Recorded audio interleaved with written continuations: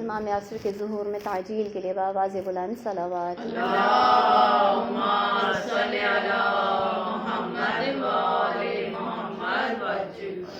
مرحومہ کی برزخ کی مشکلات کی آسانی کے لیے بآواز بلند صلوات.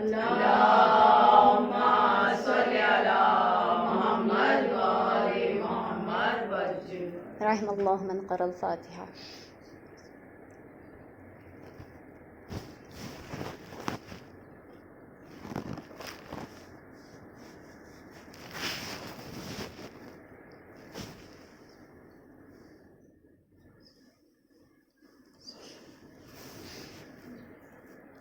لا حول ولا قوة إلا بالله العلي العظيم. حسبنا الله ونعم الوكيل. نعم المولى ونعم النصير.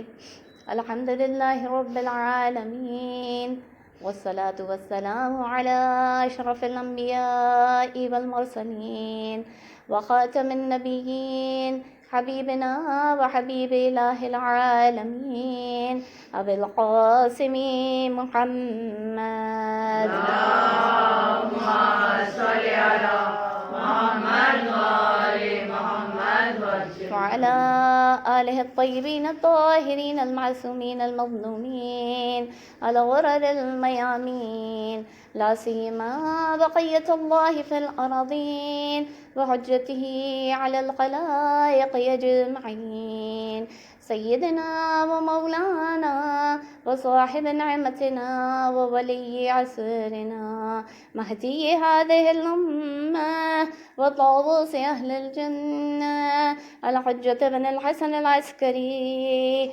روحي وأرواح العالمين لتراب مقدمه الفداء. صلوات. اللهم صل على محمد وآل محمد. ولعنة الله على أعدائهم أجمعين من الآن إلى قيام يوم الدين.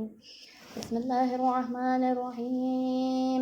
اللهم كن لوليك الحجة بن الحسن صلواتك عليه وعلى آبائه في هذه الساعة وفي كل ساعة وليا وحافظا وقائدا وناصرا ودليلا وعينا حتى تسكنه أرضك طوعا وتمتعه فيها طويلا.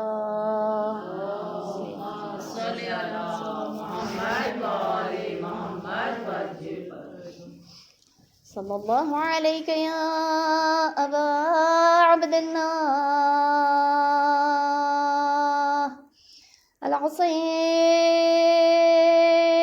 الحسين المظلوم على طشان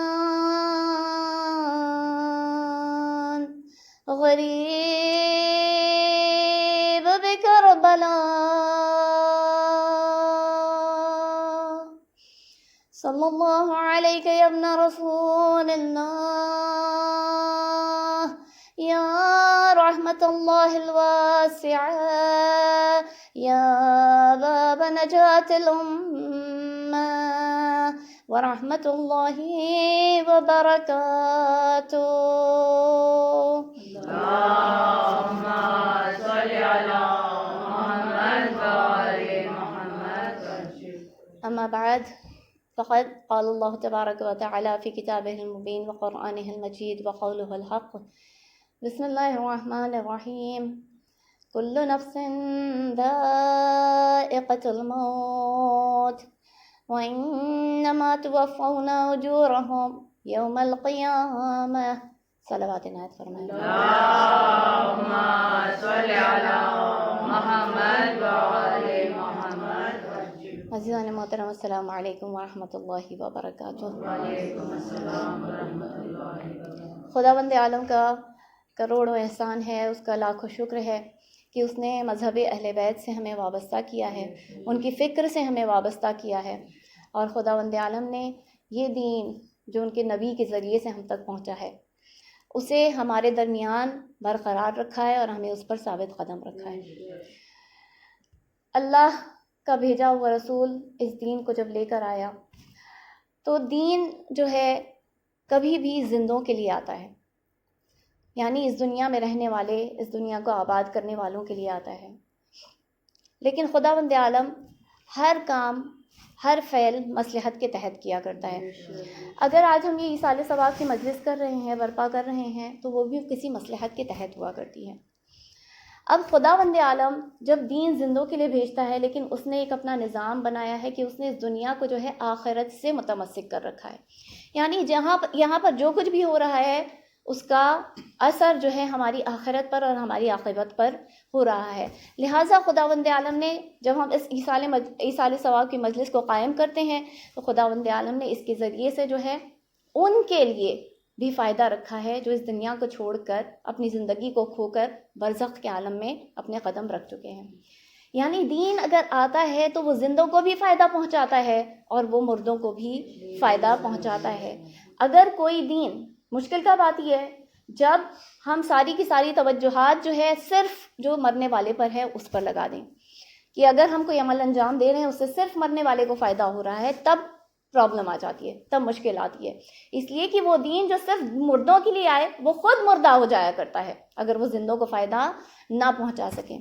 تو عزیزان محترم، یہ جو ایصال ثواب کی مجلس ہے، جو ہم یہ عمل انجام دیتے ہیں، اس میں ہماری نیتوں میں جو ہے دو مقاصد کا حصول ہونا چاہیے۔ ایک یہ کہ مرحومین کو ثواب پہنچے اور ساتھ میں ہمارا بھی فائدہ ہو، کیونکہ خداوند عالم نے ثواب کو پہنچانے کا وعدہ کیا ہے لیکن ثواب بنانے کا وعدہ نہیں کیا ہے۔ ثواب ہم بنائیں گے ہم، تب پہنچائے گا خداوند عالم۔ کام ہمارا ہے، اور اس کام کو کرنے کے لیے آج سب اگر ہم اس فرش اعضاء پر جمع ہیں تو اسی کام کو انجام دینے کے لیے جمع ہے کہ ہمارا بھی فائدہ ہو اور جو گزر گیا اس کا بھی فائدہ ہو۔ یعنی کام ہمارا ہے کہ ہم ثواب کو بنائیں تو اللہ اسے پہنچائے۔ اور یہ ہوگا کب، ثواب ہم بنا کب سکیں گے؟ اگر ہم یہ مجلس کر رہے ہیں، اگر اس میں کوئی ریاکاری شامل ہو گئی تو ثواب بنے گا؟ ثواب نہیں بنے گا، بلکہ کام بگڑ جائے گا۔ اگر یہاں پر ابھی آپ نے جو ہے حدیث قصہ پڑھی، ابھی مرثیہ پڑھا گیا، ابھی سلام پڑھا گیا، اب میں ذکر کر رہی ہوں، بعد میں نوحہ ماتم ہوگا، یہ ساری چیزیں جو سارے مراسم انجام دیے جا رہے ہیں، اگر میں صرف اور صرف اس کو رسم و رواج کی بنا پر ہم اسے انجام دیں، میں یہ ذکر کروں کہ آج 10واں ہے مرحومہ کا رکھا گیا ہے، بس اس بنا پر میں ان کے لیے جو ہے ذکر کر رہی ہوں، آپ مرثیہ سلام پڑھیں کہ آج ان کا 10واں ہے، اس بنا پر کہ ہمارے آباء و اجداد کی یہ رسم بنتی چلی آئی ہے کہ 10واں کیا جاتا ہے، 20واں کیا جاتا ہے، اور اس طرح سے جو ہے مرحوم کے لیے ایک رسم و رواج کے تحت یہ سب کچھ ہو گیا ہے۔ تو اگر آپ کی نیت میں صرف یہ ہوگا کہ ہم رسم و رواج کے تحت کر رہے ہیں تو کیا یہ ثواب بنے گا؟ جب تک کہ قربتاً اللہ نیت نہیں ہوگی کہ ہم اللہ کی خاطر کر رہے ہیں، کہ اللہ چاہتا ہے کہ ہم اپنے مرحومین کو ایصال کریں، یعنی قربت کی نیت شامل ہونا ضروری ہے، تب جا کر ثواب بنتا ہے، اور اللہ بہت سارا ثواب اس کے اوپر بناتا ہے اور پہنچاتا ہے۔ لیکن اس میں بھی فرق ہے۔ فرق کیا ہے کہ اگر یہاں پر میرے کسی فعل کو انجام دینے میں، آپ کے کسی فعل کو انجام دینے میں کہیں آپ کی نیت تبدیل ہو جائے، کوئی ہے جو بہت خوبصورت جو ہے اس کا لہجہ ہے، خوبصورت لحن ہے، اور اس میں آپ نوحہ پڑھ رہے ہیں، اس میں آپ مرثیہ پڑھ رہے ہیں، اور اس میں آپ کی نیت یہ ہو جائے کہ سننے والے میری اس آواز سے جو ہے میری تعریف کریں، میری آواز کی تعریف کریں، تو ثواب بنے گا؟ نہیں بنے گا۔ آپ کا فائدہ بھی نقصان میں بدل گیا، مرحوم کو بھی ثواب نہیں پہنچا۔ یعنی خالص نیت کے ساتھ جب انجام دیا جائے اور اللہ کی قربت کے لیے کیا جائے، تب جا کر ثواب بنتا ہے اور پھر اللہ اسے پہنچاتا ہے۔ لیکن یہ سب طریقے جو ہوتے ہیں ثواب کے، یہ سب محدود ہوا کرتے ہیں، لمیٹڈ۔ خود ثواب بنے گا، پہنچ جائے گا، اس کے بعد تو ختم ہو جائے گا نا وہ ثواب، جب تک کہ آپ دوسرا کوئی عمل نہیں انجام دیں گے۔ محدود ہوتے ہیں۔ ان تمام ثواب کو لامحدود بنایا جا سکتا ہے۔ کیسے؟ اپنی زندگی میں ہم ایک پازیٹیو تبدیلی لے کر آ جائیں، ایک مثبت تبدیلی لے کر آ جائیں. جب تک وہ تبدیلی باقی رہے گی ثواب بنتا رہے گا اور اللہ جو ہے اسے ایصال بھی کرتا رہے گا. صلوات بھیجتے ہیں محمد والے.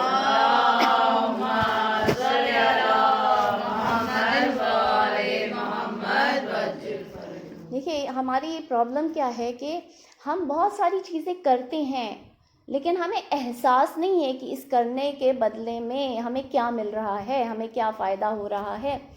جیسے ایک شوگر کا مریض ہوتا ہے، کوئی ڈائبیٹک ہوتا ہے، شوگر نقصان دہ ہوتی ہے اس کے لیے، لیکن اس کے لیے وہ شوگر جو ہے، وہ شکر جو ہے، اس کا مزہ اتنا زیادہ اہمیت رکھتا ہے کہ اب اس کی بیماری اسے اس کا نقصان نہیں نظر آتا، بلکہ اس شکر کا مزہ جو ہے اس بیماری کے نقصان کے اوپر ترجیح پا جاتا ہے. لہٰذا مٹھائی چکھ لیتا ہے، چائے میں چینی ڈال کے پی لیتا ہے، شربت پی لیتا ہے. تو یہ شوگر کا مریض احساس نہیں ہے اسے کہ میرے اس کام کو کرنے سے، جس سے مجھے ڈاکٹر نے منع کیا ہے، جو میڈیکلی پروون ہے کہ یہ تمہیں نقصان پہنچائے گا، اسے ابھی اس نقصان کا احساس نہیں ہے. دیندار لوگوں کو دین پر عمل کرنے میں اسی طرح سے مزہ آتا ہے جیسے ایک ڈائبیٹک کو شکر چکھنے میں، شکر کا مزہ لینے میں. نماز پڑھنے میں وہ مزہ آتا ہے، وہ لطف آتا ہے ہر چیز میں. اور لطف کیوں آتا ہے کہ ہر چیز میں خداوند عالم نے ہمیں یہ بتایا ہے کہ تم جب بھی کوئی فعل انجام دو تو اس کا مرکز توجہ تلاش کرو. سینٹر آف اٹینشن کیا ہے اس عمل کا؟ سینٹر آف اٹینشن ہر چیز میں، ہر فعل میں. اگر امام حسین نے قربانی دی ہے، ان کی شہادت میں مرکز توجہ کیا تھا؟ خداوند عالم کی قربت حاصل کرنا، رضائے الہی. بچوں کو یتیم کر رہے ہیں، ناموس کو جانتے ہیں کہ بے ردا جو ہے بازاروں اور درباروں میں پھرایا جائے گا، لیکن تسلیم کا جذبہ ہے. اے پروردگار، اگر تیری مصلحت ہے، تیری مشیت ہے تو میں راضی ہوں، کیونکہ مجھے تیری رضا حاصل کرنی ہے. راضیتم مرضیہ، وہ تجھ سے راضی، تو اس سے راضی. تو یہ رضائے الہی مرکز ہوتا ہے کسی بھی چیز میں. توحید میں جو ہے قربتاً اللہ، ایک خدا کی عبادت قربتاً اللہ. لیکن توحید کا باقی رہنا کس پر منحصر ہے؟ جب تک رسالت کا عقیدہ نہیں ہوگا تب تک یہ توحید کام آنے والی نہیں ہے. اور بقائے رسالت کی بنیاد کیا ہے؟ امامت میں نہیں مانا تو پھر یہ رسالت کوئی کام کی نہیں ہے. یعنی ہر عمل میں ہم جو ہے مرکز ڈھونڈے اس کا کہ مرکز کیا ہے. ولایت کو اگر مرکز قرار دیا ہے خداوند عالم نے، ولایت کے بغیر توحید قبول نہیں، ولایت کے بغیر رسالت قبول نہیں. ہم نماز پڑھ رہے ہیں، بہترین نماز ہم نے پڑھ لی، ہر فعل، ہر عمل، ہر رکن جو ہے نماز کا ہم نے بہترین طریقے سے ادا کیا، طویل رکوع کیا، طویل سجدہ کیا، آخری سلام بھی پڑھ لیا، السلام علیکم ورحمۃ اللہ وبرکاتہ، لیکن نیت تو کی ہی نہیں. اب یہ نماز قبول ہے؟ مرکز توجہ کیا تھا؟ وہ نیت تھی کہ قربتاً اللہ ہم کو یہ نماز پڑھنی تھی، تب جا کر وہ نماز قبول ہوتی، چاہے وہ واجب نماز ہو، چاہے وہ مستحب نماز ہو. اگر قربت اللہ کی حاصل کرنے کی نیت سے نہیں کی ہے تو چاہے جتنے بہترین انداز میں کر لیں، یہ نماز قابل قبول نہیں ہے. تو عزاداران محترم، مجھے ذرا وہ بتائیے کہ جب ایک شخص نماز کا بہت عادی ہو جائے، اور اتنی عادت ہو جائے، صرف عادت نہیں، ہماری طرح ہم کچھ چیزوں کو عادت بنا لیتے ہیں، عبادتوں کو عادت بنا لیتے ہیں، لیکن عادت اس طرح کی ہو کہ اس کی ہر سانس میں رضائے الہی کا خیال ہو، ہر سانس میں وہ قربتاً اللہ کام کر رہا ہو، اور پڑوسی یہ کہیں کہ ہمیں رات رات بھر جو ہے 1000 تکبیریں سنائی دیتی ہیں. جب ہم نے شمار کیا تو وہ 1000 تکبیریں مکمل قرار پائیں. یعنی کہ ایک رات میں اگر ہر 2 رکعت میں ایک تکبیر کہہ رہا ہے، سنت نماز ہے رات کی، تو اگر ہر 2 رکعت پر ایک تکبیر کہہ رہا ہے تو یہ 2000 رکعت نماز قرار پائی، اور اگر نہیں تو کم سے کم 1000 رکعت. یعنی وہ بندہ اللہ کا جو روزانہ رات میں قیام اللیل میں کھڑا ہے اور 1000 رکعت نماز انجام دے رہا ہے خوشنودی خدا کی خاطر، اسے ایک شام حبیب خدا بلا لیں اور اس سے کہیں کہ اے علی، آج رات تمہیں جاگنا نہیں، آج رات تمہیں میرے بستر پر سونا ہے. کتنا مشکل ہوگا اس کے لیے؟ جس چیز کی عادت بن جاتی ہے انسان کی، پھر عادت تبدیل کرنا بہت مشکل ہو جاتا ہے. اور وہ جو ہے پلٹ کر رسول خدا سے یہ نہیں پوچھ رہا کہ یا رسول اللہ میں کیوں سو جاؤں، بلکہ پوچھ رہا ہے یا رسول اللہ کیا اس میں پروردگار کی رضا شامل ہے، کیا اس سے آپ کی جان بچ جائے گی؟ اور رسول خدا فرما رہے ہیں کہ ہاں یہ اللہ کی رضا بھی شامل ہے اس میں، اور اس سے میری جان بھی بچ جائے گی. سونا بھی ہے تو کیسا سونا ہے؟ جہاں پر اطلاع دی جا رہی ہے کہ اے علی تمہیں جو ہے 40 برہنہ لٹکی ہوئی تلواروں کے سائے میں آج میرے بستر پر رات میں سو جانا ہے. انسان جب مشکلات سے آگاہ ہو جاتا ہے تو اسے نیند نہیں آتی ہے. اگر ٹینشن ہوتا ہے انسان کی زندگی میں اسے نیند نہیں آتی، معمولی ٹینشن. نیند آتی کب ہے؟ نیند آتی اس وقت ہے جب انسان کو سکون حاصل ہوتا ہے، تب جا کر نیند آتی ہے، ورنہ انسان کو نیند نہیں آتی ہے، بھاگ جاتی ہے نیند. اور مولا کو یہ بتایا جا رہا ہے کہ اے علی 40 سرداروں کی، کفار کی تلواریں تمہارے اوپر بے نیام تمہارے اوپر لٹکی ہوئی ہوں گی، تمہیں اس رات میرے بستر پر سونا ہے. اور وہ اس طرح سے سو جائے کہ بعد میں جب یہ واقعہ انجام پا جائے تو اس کے بعد یہ کہتا ہوا نظر آئے کہ اس رات میں مجھے جیسی نیند آئی، جتنی گہری نیند آئی وہ مجھے کبھی اپنی زندگی میں میسر نہ ہوئی. اور خداوند عالم اس کے لیے جو ہے آیت نازل فرما دے، وَمِنَ النَّاسِ مَن يَشْرِي نَفْسَهُ ابْتِغَاءَ لِمَرْضَاتِ اللَّهِ وَاللَّهُ رَءُوفٌ بِالْعِبَادِ. لوگوں میں سے وہ ہے جو اللہ کی رضا خریدنے کی خاطر اپنی نفس کو بیچ دیا کرتا ہے. ایک صلوات بھیج دیں محمد والا.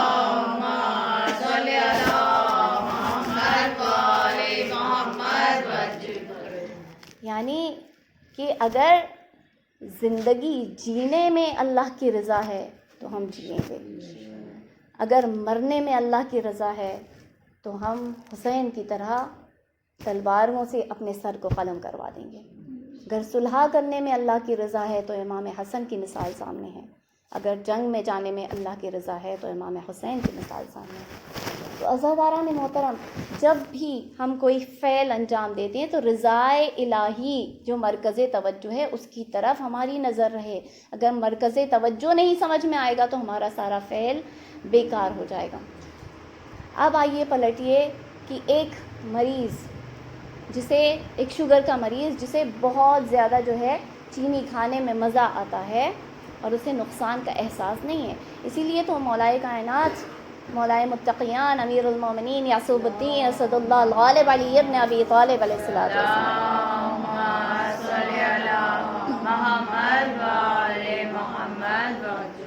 وہ فرماتے ہیں کہ مجھے تعجب ہوتا ہے انسان پر کہ بیماری سے بچنے کے لیے وہ کن کن چیزوں سے پرہیز کر لیا کرتا ہے، لیکن اپنی آخرت کو بچانے کی خاطر وہ گناہوں سے پرہیز نہیں کرتا.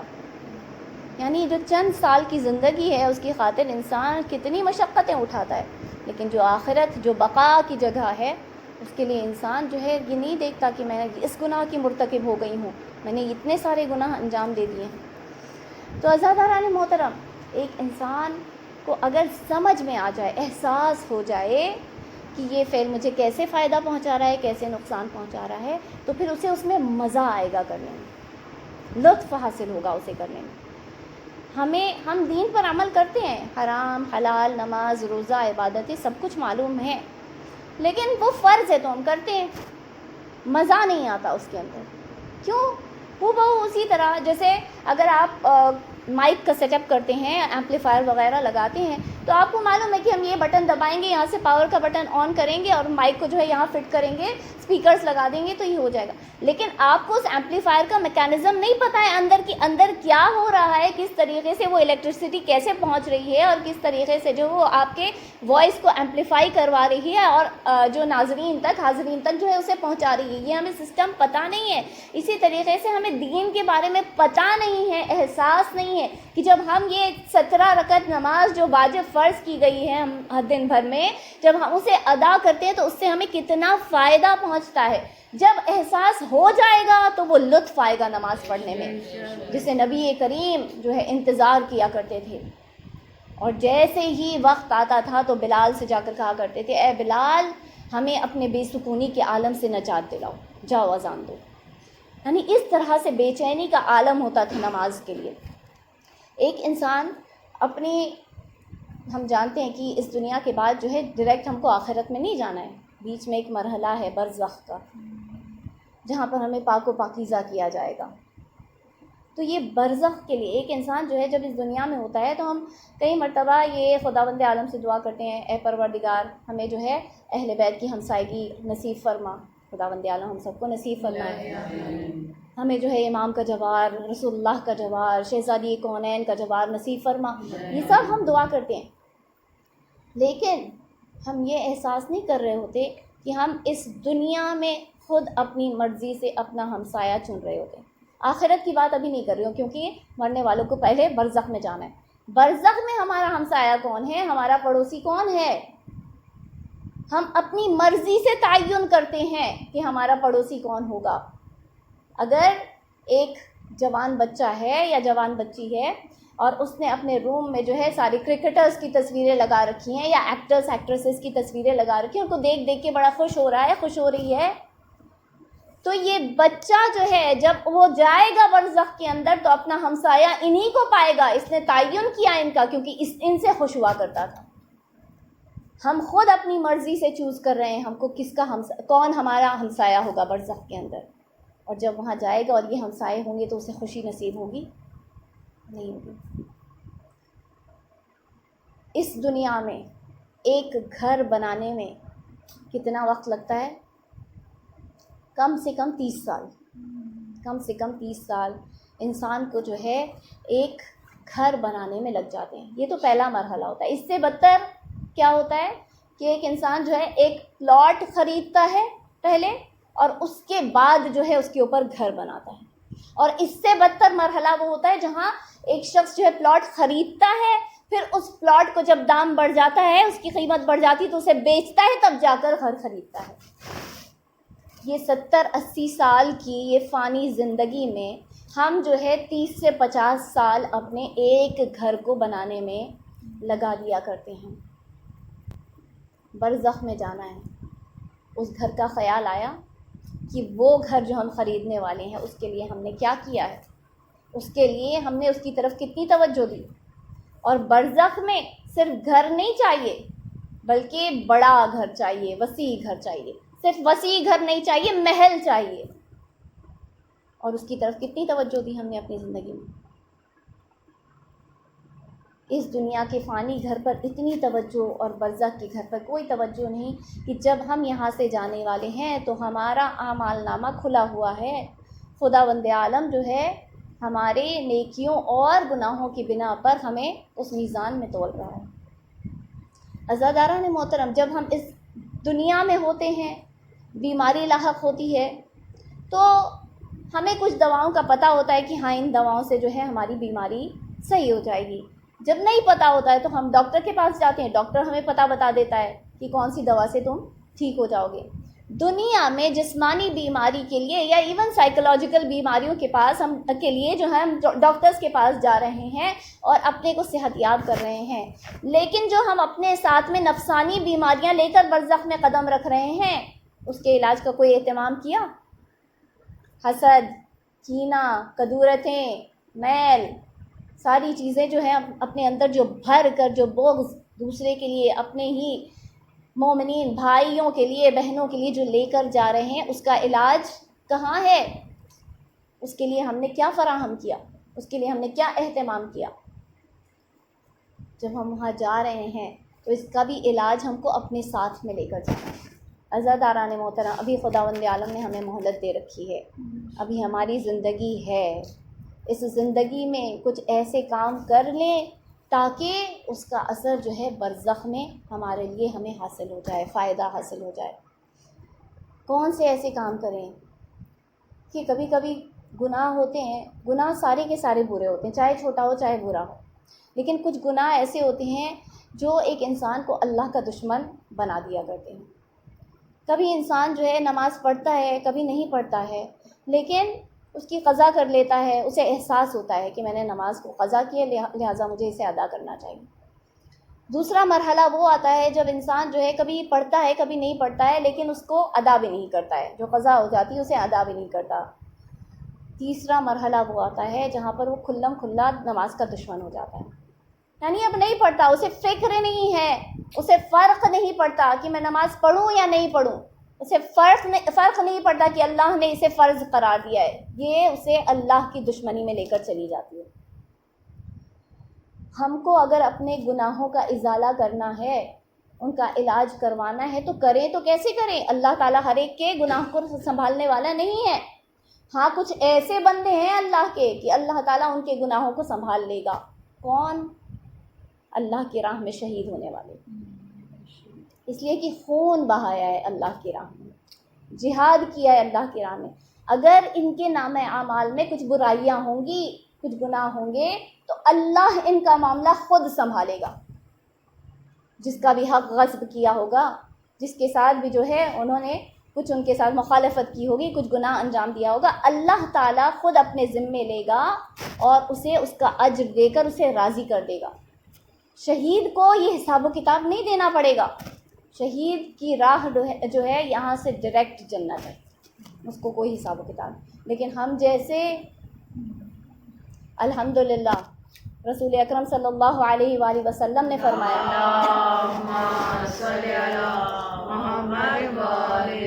من مات علی حب آل محمد مات شہیدا، جو بھی آل محمد کی محبت پہ اس دنیا سے گزر جائے اس کی شہید کی موت ہوتی ہے۔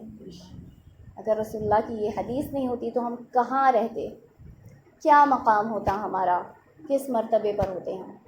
لیکن پھر بھی انسان کو اپنے آپ سے گناہوں کو بچانا ہے۔ کیا کرے زندگی میں ایسا کہ جس سے اپنی برزخ کو سنبھال لے، کیونکہ برزخ میں خود صادق علیہ محمد نے کہا کہ ہم جو ہے آخرت میں تمہارا حساب و کتاب سنبھالنے کے لیے آئیں گے، شفاعت کرنے کے لیے آئیں گے، لیکن برزخ کے لیے خود ذمہ دار ہے۔ تو کیا کریں ایسا کہ برزخ میں ہمارا معاملہ سنبھل جائے؟ علماء حقہ جو ہیں وہ دو چیزوں کے سلسلے میں بہت زیادہ احتیاط برتتے ہیں۔ ایک، کسی کا خون بہانے میں بہت آسانی سے فتوے صادر نہیں کرتے کسی کے قتل کے، جو علماء حق ہوتے ہیں وہ کسی کا خون اتنی آسانی سے بہانے کا فتویٰ نہیں دیا کرتے۔ دوسرا، کسی کی عزت پر ہاتھ ڈالنا۔ عزت پر ہاتھ ڈالنا یعنی کیا؟ کسی کو حقیر سمجھنا، کسی کو اپنے سے لو سمجھنا، کسی کو گرا ہوا سمجھنا، کسی کو اپنے سے کمزور جاننا۔ ان دو سلسلے میں بہت زیادہ تاکید بھی کرتے ہیں اور خود بھی احتیاط برتتے ہیں۔ ہماری مشکل کیا ہے؟ ہماری مشکل یہ ہے کہ جب ہم خدا کی بارگاہ میں ہوتے ہیں تو اپنے گناہوں کا درگزر چاہتے ہیں، اور جب ہم بندوں کے سامنے ہوتے ہیں تو حساب و کتاب لمبا ان کے ساتھ طولانی کیا کرتے ہیں۔ تو نے میرے ساتھ میں فلاں فلاں فلاں فلاں جو ہے سارے گناہ جو نہیں بھی کیا ہوگا وہ بھی گنا دیتے ہیں۔ خدا کی بارگاہ میں توبہ چاہتے ہیں، اے پروردگار معاف کر دے۔ انسان اپنی برزخ کو سنبھالے، کیا کرے اس کے لیے؟ خداوند عالم برزخ میں آسانی پیدا کرے گا کب؟ انسان جب برزخ کی مشکلات ہوں گی، بہت مشکل مرحلے ہیں برزخ کے اندر، جانوروں کا سامنا ہے، آگ کا سامنا ہے، پتہ نہیں تنگ قبر کا سامنا ہے، کتنے مراحل ہیں برزخ کے اندر۔ تو انسان کو جب ان مشکلات کا سامنا کرنا ہو، اپنی زندگی میں کسی ایک شخص کی بے لوث اس کی مشکل کو حل کر دے، بے لوث اس کی مشکل کو حل کر دے، خداوند عالم کی خاطر حل کر دے۔ یہ نہیں کہ امید رکھی کہ آج میں نے اس کی مشکل کو حل کیا، کل یہ میرے کام آئے گا یا آئے گی۔ بے لوث اگر کسی کی مشکل کو حل کر دیا، جب برزخ کی مشکلات سامنے ہوں گی تو ہم خداوند عالم سے یہ کہہ سکیں گے، اے پروردگار تجھے میرے اس لمحے کا واسطہ جب میں نے فلاں کی مشکل کو حل کیا تھا، تو میری اس برزخ کی مشکلات کو حل کر دے۔ خداوند عالم حل کر دے گا، برزخ کی مشکلات سے نجات دلائے گا۔ اور کیا کریں کہ تنہائی میں جب ہو تو بہت زیادہ اللہ سے خوف زدہ رہیں، کسی گناہ کی طرف اپنے ہاتھ، قدم، آنکھیں یہ بڑھنے نہ پائیں۔ تنہائی میں جب ہم تنہائی میں اپنے آپ کو محفوظ کر لیں گے تو جب وہ وحشت کی رات ہوگی، جب قبر میں اتارے جائیں گے، جب ہم نماز وحشت اور کیا کیا جو ہے ایک مرحوم کے لیے کیا کرتے ہیں، اس وحشت میں، اس تنہائی میں خداوند عالم ہمیں اس گناہ سے اپنے آپ کو روکنے کی بدولت پہ اس وحشت کو، اس تنہائی کو ختم کر دے گا۔ اور آخری پوائنٹ جو میں آپ کو دے رہی ہوں کہ بے لوز احترام کرنا سیکھیں۔ بے لوز احترام کرنا یعنی کیا؟ اگر ایک مجمع ہے، کچھ گفتگو ہو رہی ہے، آپ جانتے ہیں کہ اگر آپ نے کچھ کہہ دیا ان کے درمیان تو اس سے آپ کی حیثیت بن جائے گی، تو خاموش رہ جائیے، خاموش رہ جائیے۔ ہاں، یہ نہیں کہا گیا کہ اگر کچھ غلط وہاں پر بیان کیا جا رہا ہے، کچھ غلط احکام بیان کیا جا رہا ہے تب آپ خاموش رہے، تب آپ کچھ نہیں بولیں۔ نہیں، جہاں پر غلط ہو رہا ہے وہاں آپ کو بولنا ہے، اصلاح کرنی ہے۔ لیکن جہاں پر آپ کی حیثیت بننے کی منزل آ جاتی ہے تو وہاں پر خاموش رہ جائیں کہ اس سے میرا مقام ہو جائے گا، اس سے میری حیثیت ہو جائے گی، اس سے میری عزت ہو جائے گی لوگوں کے درمیان۔ خاموش رہیں۔ اگر کچھ بھی خراب نہیں ہے، کچھ بھی غلط نہیں ہو رہا ہے تو خاموش رہیں۔ اور احترام کریں تو کیسے کریں؟ اب یہاں پر ہم فرش اعضاء میں آتے ہیں، میں ممبر پر ہوں، میں نے ذکر کیا آپ کے سامنے، کچھ تمہید باندھی آپ کے سامنے، اور خطبے کی شروعات میں جو ہے میں نے عربی میں کچھ الفاظ کہے، اللہ کی حمد و ثنا کی، درود بھیجا رسول پر، ان کی آل پر۔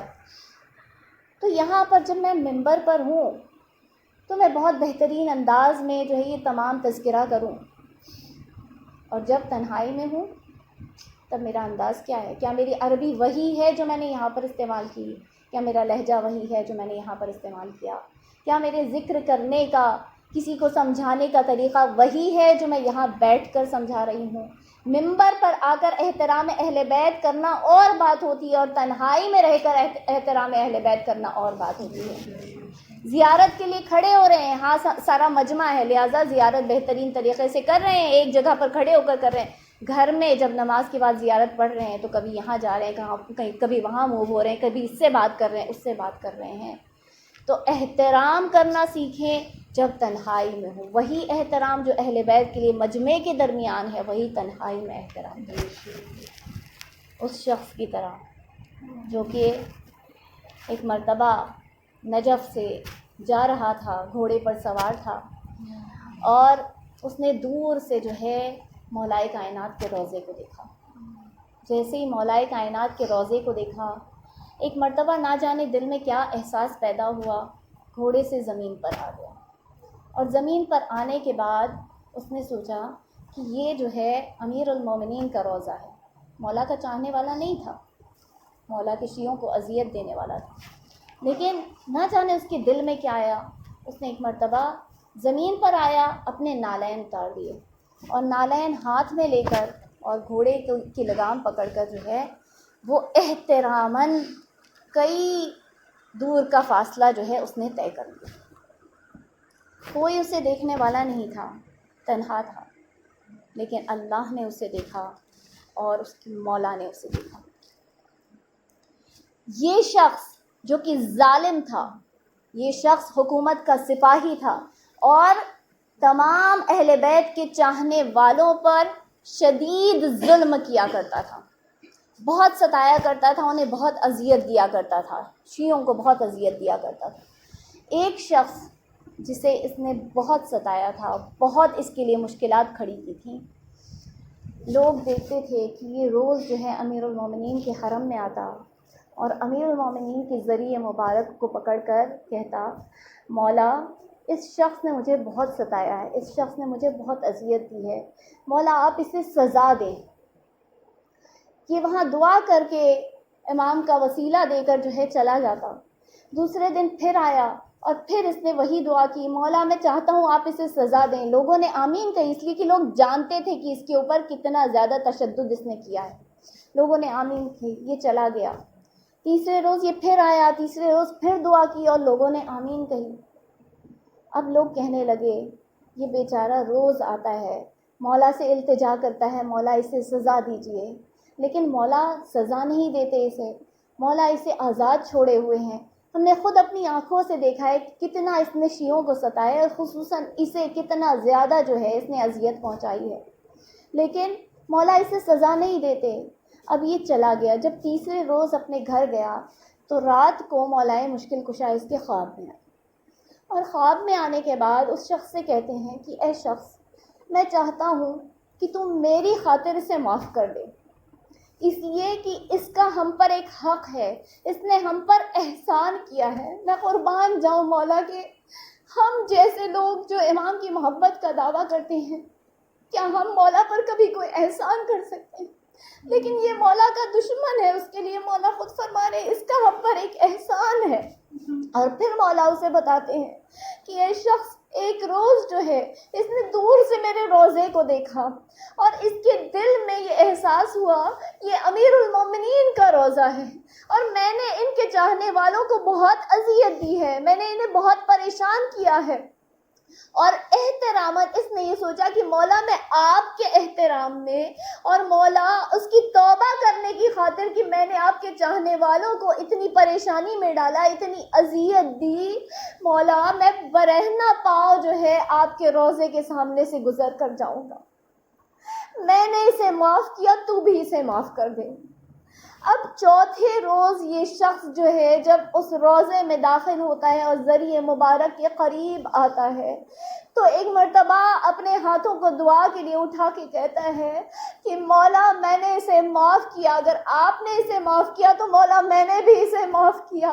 یہ ظالم وہاں روزے کے باہر کھڑا ہو کر یہ سارا ماجرا دیکھ رہا تھا۔ ایک مرتبہ لوگوں نے سوال کیا، روز آتے تھے اور اس کو سزا دلوانے کے لیے دعا کیا کرتے تھے، آج اس کے حق میں دعا کر رہے ہو، ایسا کیا ہو گیا؟ اس نے سارا واقعہ بیان کیا۔ جو دور ظالم کھڑا ہوا سن رہا تھا، ایک مرتبہ ذریعہ مبارک کے قریب آیا اور اپنے آپ کو ذریعہ مبارک کے قریب گرا کر مولا سے معافی مانگنے لگا۔ مولا صرف برہنہ پاؤں چلنے کی بدولت آپ نے مجھ پر اتنا کرم کیا کہ آپ نے مجھے میرے تمام ظلم کے لیے معاف کر دیا۔ مولا میں کتنا بڑا گنہگار تھا، میں کتنا بڑا ظالم و جابر تھا۔ عزیزان محترم، آپ سے کوئی آپ کی نالین اتار کر چلنے کے لیے نہیں کہہ رہا، آپ سے کوئی نہیں کہہ رہا کہ آپ برہنہ پاؤں جو ہے روزے پر چل کر جائے، لیکن ہاں کبھی رات کو اگر آپ کو نیند سے اٹھ کر پیاس محسوس ہو اور ایک مرتبہ آپ جا کر ایک گلاس پانی لیں، یا آپ کہیں باہر سے آ رہے ہو، بہت شدید گرمی ہو اور آپ کو بہت زیادہ پیاس لگی ہو، ایک مرتبہ آپ ٹھنڈا پانی گلاس میں بھرے اور آپ کو امام حسین کی وہ وصیت یاد آ جائے، ارے جب بھی ٹھنڈا پانی پینا مجھے پیاسے کو یاد کر لینا، اور آپ اس گلاس کو رکھ دیں، ایک مرتبہ کربلا کا رخ کرے، السلام علیکہ یا ابا عبداللہ۔ جزاکم اللہ خیر الجزا۔ خدا بند عالم کو غم نہ دے سوائے غم حسین کے۔ عزیزان محترم، مولا کو پیاسا شہید کر دیا گیا اور اس طرح سے شہید کیا گیا کہ امام رضا فرماتے تھے کہ میرے جد کو اس طرح سے ایک ذبح کیا گیا جیسے کہ ایک گوسفند کو ذبح کیا جاتا ہے۔ میں کہوں مولا جب گوسفند کو ذبح کیا جاتا ہے تو اس کی پیاس بھی بجھائی جاتی ہے، اسے دانا بھی دیا جاتا ہے، اسے اپنے والوں سے دور کر کے تنہائی میں جا کر ذبح کیا جاتا ہے۔ مولا تو یہ شباہت امام حسین کی اور گوسفند کی کیسی؟ تو مولا پلٹ کے کہیں گے ارے جو بھی گوسفند کو ذبح ہوتے دیکھتا ہے تو اس کے ذبح کرنے کو حلال جانتا ہے۔ ارے یہ لوگ، یہ ملعون جب میرے جد کو ذبح کر رہے تھے تو ان کے خون کو حلال جان رہے تھے۔ جزاکم اللہ خیر الجزا۔ بیوی اپنے رومال میں آپ کے آنسوؤں کو جگائے عنایت فرمائے، اللہ آپ کی آوازوں پر رحمت نازل فرمائے۔ ارے یہ امام حسین کے قتل سے اللہ کا تقرب چاہ رہے تھے، نعرے تکبیر کی صدائیں بلند ہو رہی تھی۔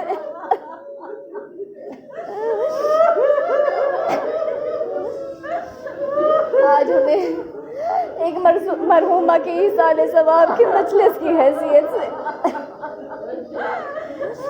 مسائل کو پڑھنا ہے۔ روایت بتاتی ہے کہ جب کسی بچے کی ماں اس دنیا سے گزر جاتی ہے، رات کو بچہ سوتا ہے اور اپنی ماں کو ڈھونڈنے کی خاطر اپنے ہاتھ کو پھیلاتا ہے تو عرش الہی ہل جاتا ہے۔ ارے ایک عام بچے کی کیفیت یہ ہے کہ اپنی ماں کو تلاش کرے تو عرش الہی ہل جائے۔ ارے وہ جو نواز رسول ہو، فرزند بطول ہو، ارے جب وہ اپنی ماں کو پکارتا ہوگا، اپنی ماں کو یاد کرتا ہوگا تو بعید نہیں کہ عرش زمین پر گر جائے۔ عزیزان محترم، جب وقت آخر آیا، ایک مرتبہ مولا نے اپنے بچوں کو، فرزندوں کو گھر میں بلایا۔ آؤ میرے فرزندوں، اپنی ماں سے آخری دیدار کر لو، اب تمہیں تمہاری ماں نصیب نہ ہوگی۔ ارے زینب و کلثوم آ گئی، ماں کے جنازے سے لپٹ گئی۔ ارے امام حسن بھی آ گئے، لیکن امام حسین آگے نہیں بڑھتے۔ ایک مرتبہ فضا نے کہا، اے میرے شہزادے، جائیے اپنی ماں کو ودا کر دیجئے۔ امام حسین فرماتے ہیں، اے فضا، مجھے یہ بتائیے کہ میرا مقام بلند ہے یا عیسیٰ کا مقام بلند تھا؟ بیوی کہتی ہے، اے میرے شہزادے حسین، یقیناً آپ کا مقام بلند ہے۔ تو امام حسین فرماتے ہیں، ارے جب عیسیٰ نے اپنی ماں کو پکارا